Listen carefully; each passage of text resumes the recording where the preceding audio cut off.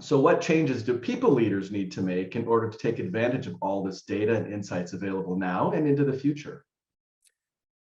I think the most critical part about that is to make sure that they know that the data is an answer to their question. And the answer will only be as clear as their understanding of their question. And so I feel what's most concerning to me is when I'll meet with an executive and say, what's the data telling us? If it didn't start with, here's my question, and here's why I'm asking it.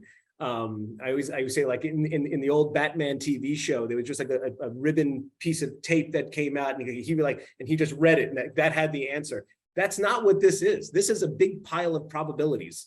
And so if you don't know it really crisply, what is your question you're trying to address? What is the type or types of economic optimization or talent acquisition optimization that you're trying to optimize? The crisper those questions, the better data will come to provide the answers that you can bank on.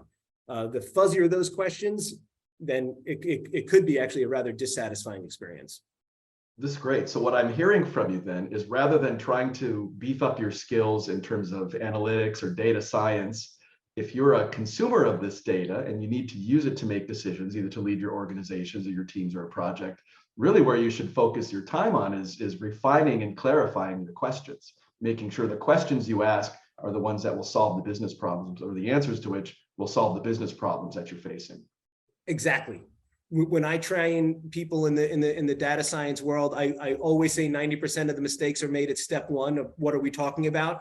One of my lines is we mess up with words before we mess up with numbers, and so that is exactly the case. One of my big beefs with data scientists is, you'll ask a business question and then they'll come back and say, well, here's how I can answer that question.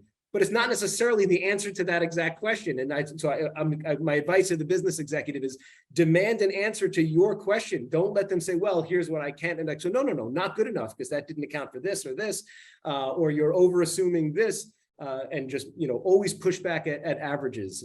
It's a rule of thumb that will lead you astray. Exactly. It's a kind of a race to the middle in many cases. Yeah. So your answer regarding these questions or the data itself implies that the data is not always going to have the answer for you to some of these questions. And so that brings up this notion of experimentation. So what role does experimentation have in managing the contingent workforce specifically, and maybe the broader workforce more generally?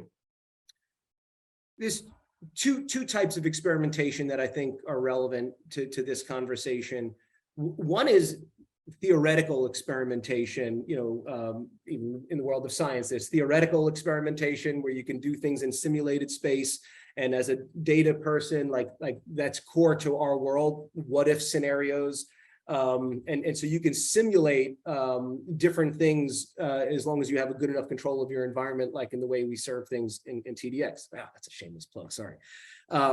So that's one form of experimentation, where we're using the word experimentation to mean, let me try something out before I go do it in reality. In a more formal use of the word experimentation, where we're going to say, I'm going to investigate this change while leaving some other group as a control group, like piloting something or trialing out something new, that also plays into this world as well, because the data will tell you what is the potential of optimization. The way it plays out and gets executed is how the optimization actually gets consumed.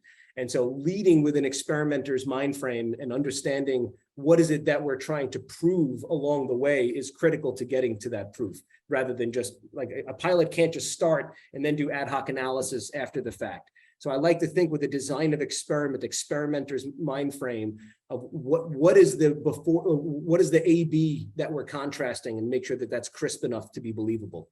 So I would connect that back to your notion on questions, however. So you have to make sure that the questions you're asking or you're going to answer with the experiment are really the business questions that you need to solve, or the business challenges you need to solve. And then along the way, you're collecting and analyzing the data and possibly pivoting as needed.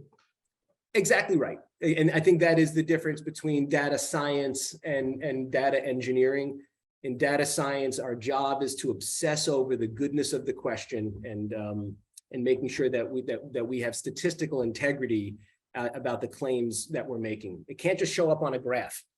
And, there's statistics that get used to say we have sufficient confidence in the decision that's being made. So that becomes critical.